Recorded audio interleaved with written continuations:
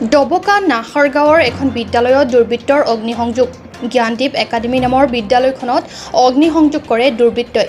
স্থানীয় লোকে প্ৰত্যক্ষ কৰি লগে লগে জুই নিৰ্বাপন কৰে। যদিও বিদ্যালয়খনৰ কিছু অংশত ক্ষতি কৰে অগ্নিকাণ্ডই।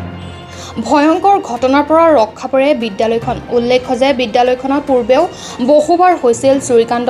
চোৰে লৈ গৈছিল ডেস্ক, বেঞ্চ, চকী আদি। স্থানীয় লোকে এই ধৰণৰ ঘটনা সংঘটিত কৰাৰ সন্দেহ বিদ্যালয় কৰ্তৃপক্ষৰ। ঘটনা সংক্ৰান্তত অৱগত কৰে ডবকা আৰক্ষীক। উচিত তদন্ত কৰি দোষীৰ বিৰুদ্ধে ব্যৱস্থা গ্ৰহণৰ দাবী। ফাইভৰ সাংবাদিকসকলক অশেষ ধন্যবাদ জ্ঞাপন কৰিছোঁ, যিহেতু ফোনৰ লগে লগে আহি আমাৰ বিদ্যালয়ত উপস্থিত হৈছেহি। জ্ঞানদীপ একাডেমী নাহৰগাঁৱত আজি বহুদিনৰ পৰা আমি এটা বস্তুত ভুক্তভোগী হৈ আছোঁ, যিহেতু চুৰিকাণ্ড হৈ আছে। আমাৰ বিদ্যালয়খনত তলা, তাৰ পাছত লেট্ৰিন, ইয়াৰ কোনোবাই লেট্ৰিন কৰে, ক্লাছৰুমখন একেবাৰে লেতেৰা কৰি পেলাই, যিহেতু ল'ৰা ছোৱালী সদায় বহিব নোৱাৰে আৰু আমাৰ 4th গ্ৰেডৰ মানুহজনে সদায় চাফা কৰি থাকে। সেইবাবে মই আমি পেপাৰ পত্ৰিকাত বা মিডিয়াত আমি খবৰ পাই আছোঁ বা দেখা পাই আছোঁ যে ডবকা অঞ্চলত, বৃহৎ অঞ্চলৰ এলেকাত বহুত জেগাত চুৰিকাণ্ড হৈ আছে।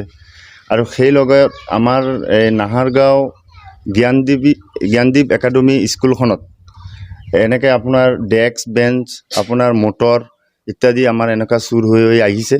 আজি ৰাতিপুৱা 5টা সময়ত কোনোবা দুষ্টকাৰীয়ে আমাৰ স্কুলখনৰ পিছফালে বাঁহৰ আছিলে, বেৰ আছিলে, তাত জুই লগাই। ডবকা অঞ্চলৰ উত্তৰ ফালে থকা নাহৰগাঁও জ্ঞানদীপ একাডেমী ইয়াত অৱস্থিত।